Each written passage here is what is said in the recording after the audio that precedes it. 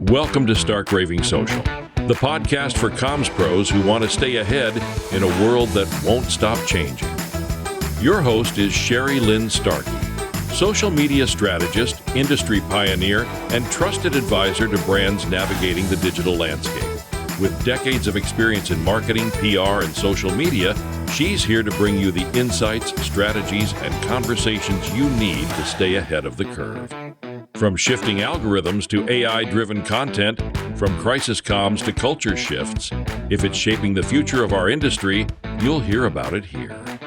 This is Stark Raving Social.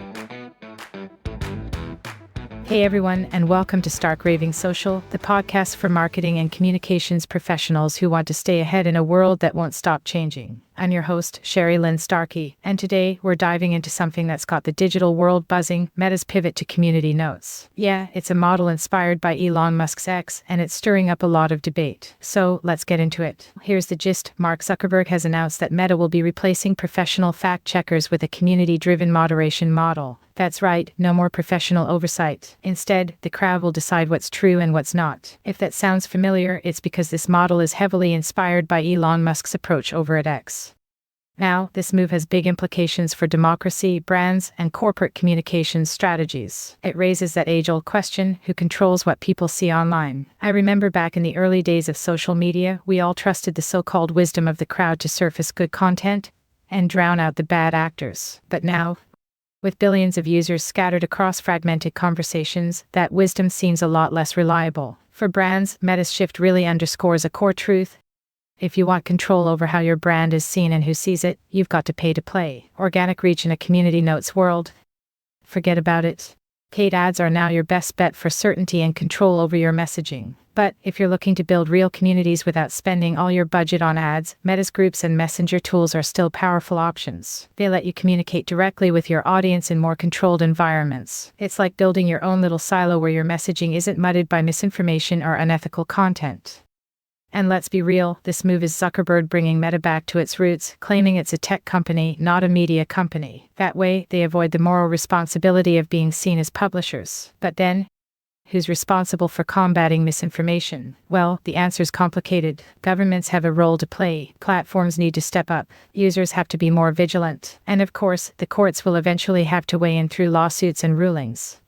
The thing is, this is not a problem with a simple fix. It's going to take a group effort. And what's missing from the conversation is the importance of large-scale digital literacy campaigns. Both governments and platforms like Meta need to step up and lead these efforts so people can actually learn how to discern what's trustworthy online.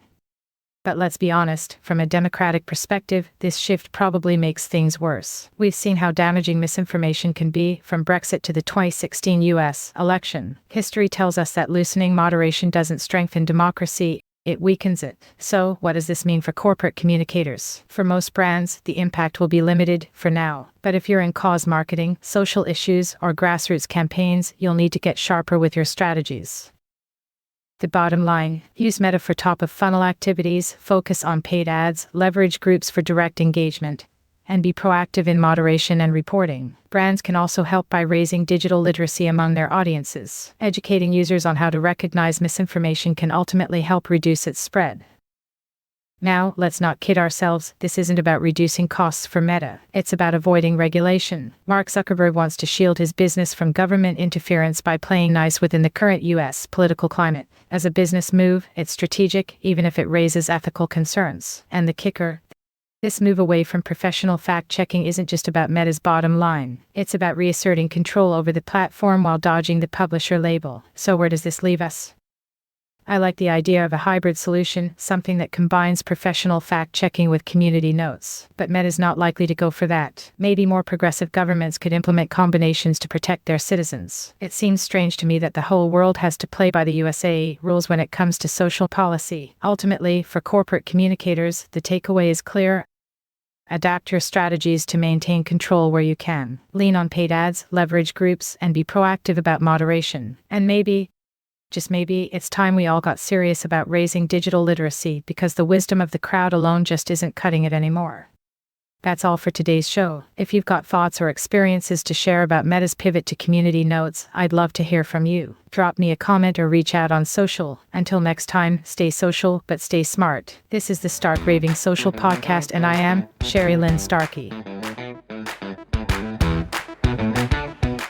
That's a wrap on this episode of Stark Raving Social. Thanks for tuning in.